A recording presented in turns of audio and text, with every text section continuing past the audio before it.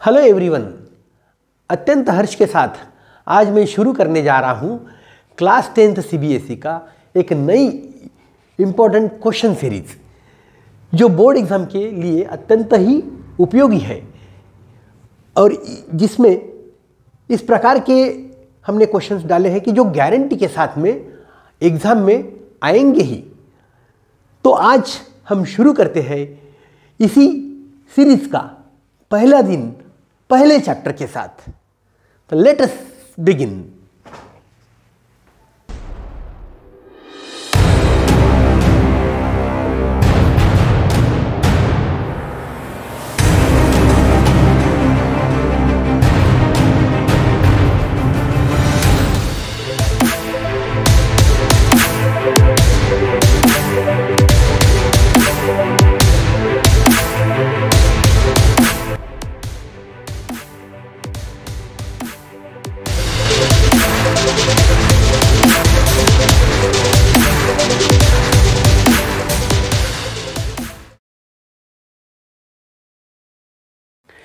देखिए, क्वेश्चन है prove that √3 is irrational. कभी कभी इसके साथ में और एक क्वेश्चन जोड़ा जाता है कि आल्सो प्रूव 5 - 2√3 इज इरेशनल। तो सबसे पहले √3 आपको इरेशनल प्रूव करना है। अभी देखिए, √3 हो, √5 हो, √7 हो, ये प्राइम नंबर्स है। प्राइम नंबर्स के रूट यानी इरेशनल होते हैं। तो इरेशनल नंबर को किस तरह प्रूव किया जाता है, तो चलो हम देखते हैं। अभी आता ही है इसके ऊपर क्वेश्चन। देखिए, हम एज्यूमेशन करेंगे कि on the contrary late us assume that √3 is a rational number. √3 is a rational number. Rational number है मतलब you can express it in the form of P/Q। आप इसको P/Q के फॉर्म में लिख सकते हो, न्यूमरेटर अपॉन डिनोमिनेटर, जहां की आपका P और Q को प्राइम है और Q नॉट इक्वल टू 0। तो देखिए, स्क्वायरिंग बोथ साइड्स, √3 का स्क्वायर 3, P² अपॉन Q²। अभी क्रॉस मल्टीप्लाई करो तो 3Q² इज P²। 3 को लेके जाएंगे नीचे तो Q² इज P² अपॉन 3। इसका मतलब 3 डिवाइड्स P²। P² को आप 3 से डिवाइड कर सकते हो, मतलब 3 divides P itself. 3 divides P also, it means number 1। इसको स्टेटमेंट नंबर 1 देंगे।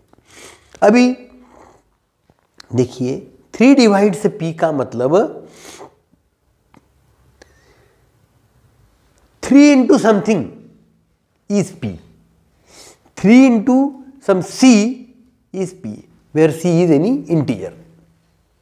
Squaring both sides, तो 3 का स्क्वायर 9, C², P²,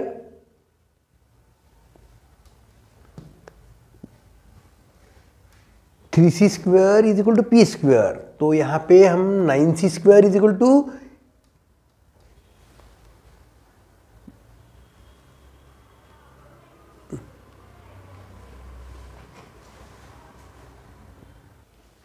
हाँ देखिए, 3C is equal to P, squaring both side करने पर 3C² मतलब ये 9, 3 का स्क्वायर 9, ये C²।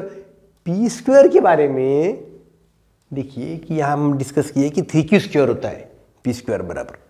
तो P² की जगह हमने 3Q² लिख दिया। अभी 3 1 जा 3 3 जा, यानी 3C²।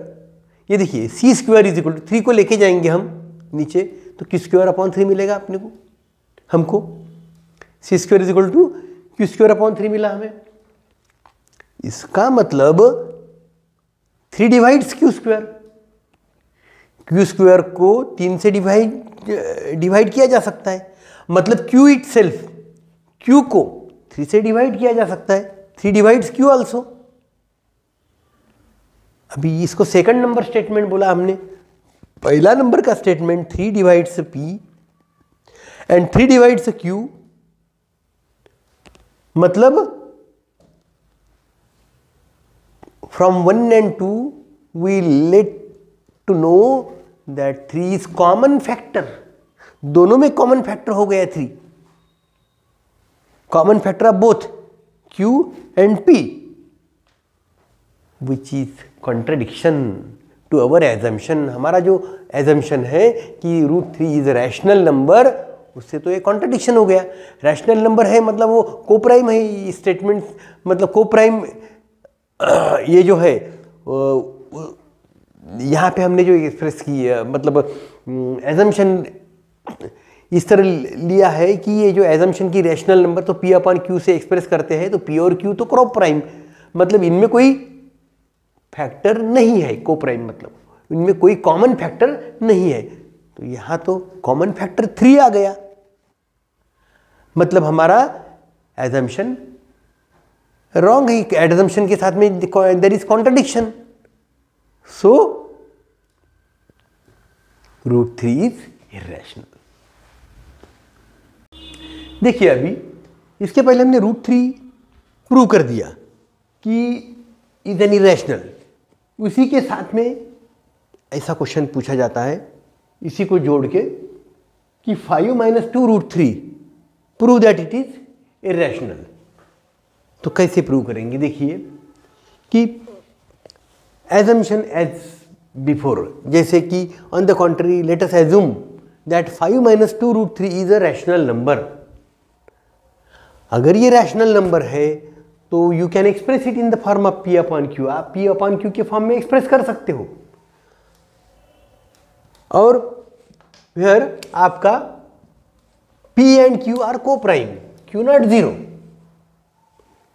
डिनोमिनेटर 0 नहीं रहता। P और Q कैसे है? कोप्राइम, मतलब इनमें कुछ भी कॉमन नहीं है, कुछ भी कॉमन फैक्टर इनमें नहीं है। ठीक है, फिर स्क्वायरिंग बोथ साइड्स, इनका स्क्वायर कैसे करते?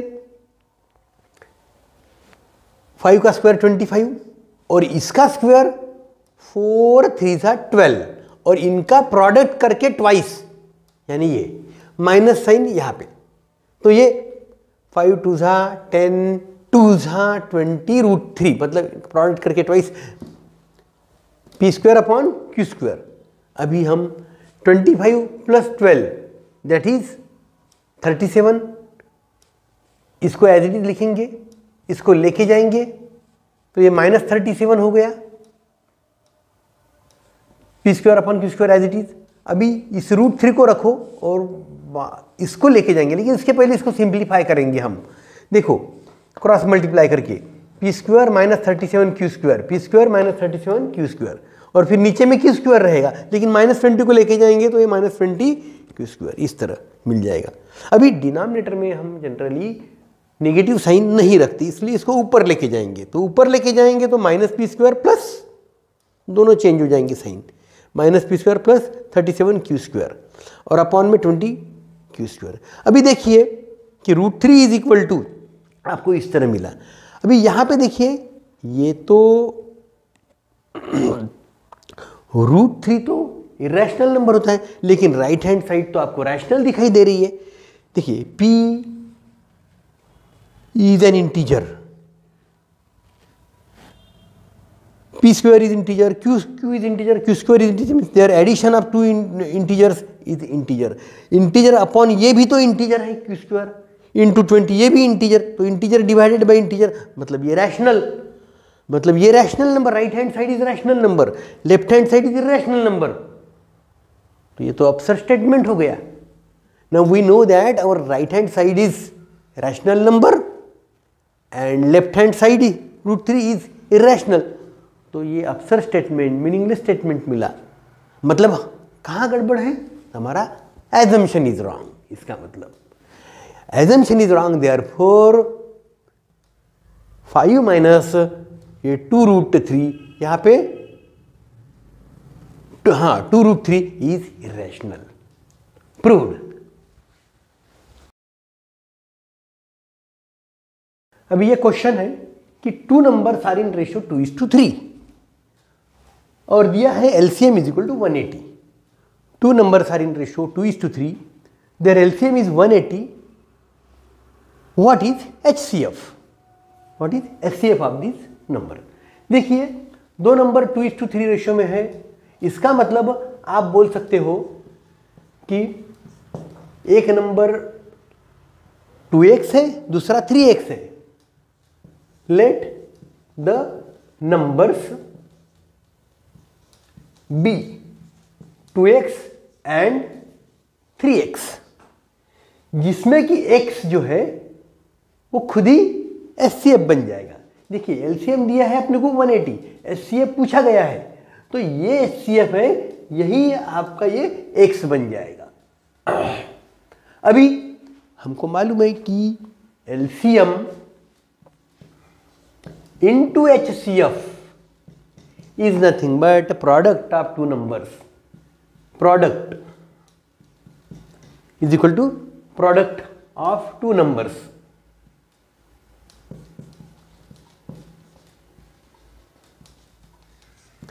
देखिए प्रोडक्ट ऑफ टू नंबर्स यानी ये नंबर जो हमने जो रेशियो दिया था 2:3, हमने एज्यूम किया कि 2x और 3x, तो ये 2x into 3x, LCM 180, HCF यानी इन्हीं में जो कॉमन x है वही HCF रहेगा।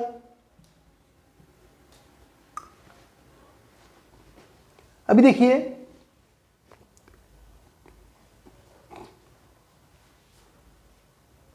यहां का ये x कट गया इस x के साथ में। अब ये 2 3 6 यानी ये 2 1 9, यहां पे इस तरह 2 1 और ये 2 90 था, फिर 3 1 और 3 यहां पे 30, तो आपका ये x इज इक्वल टू 30। तो आप लिख सकते हैं कि x is equal to 30, x is equal to 30 is the answer. It is HCF. We have to prove 6 raised to power n cannot end with 0. Now see the question solution.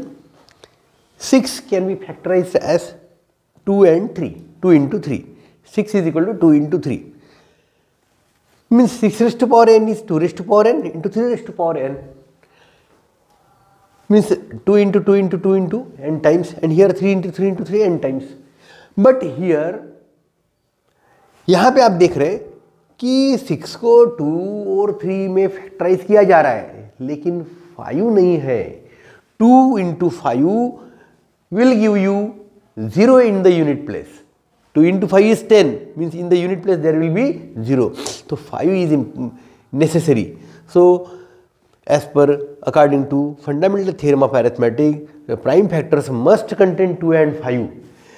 Fundamental theorem of mathematics के अनुसार 2 और 5 आवश्यक है, अगर नहीं है तो वहाँ पे 0 नहीं आएगा। तो यहाँ पे 2 है मगर 5 नहीं है, इसलिए 6 raised to power n cannot end with 0.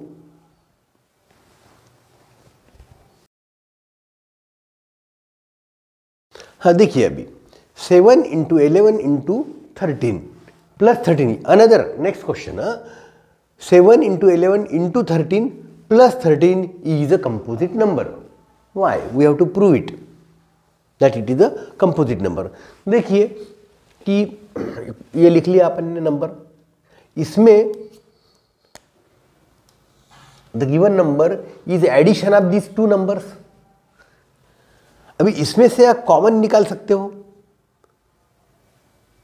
13 common निकलेगा इसमें से, यहाँ पे भी 13 है, यहाँ पे भी 13 है।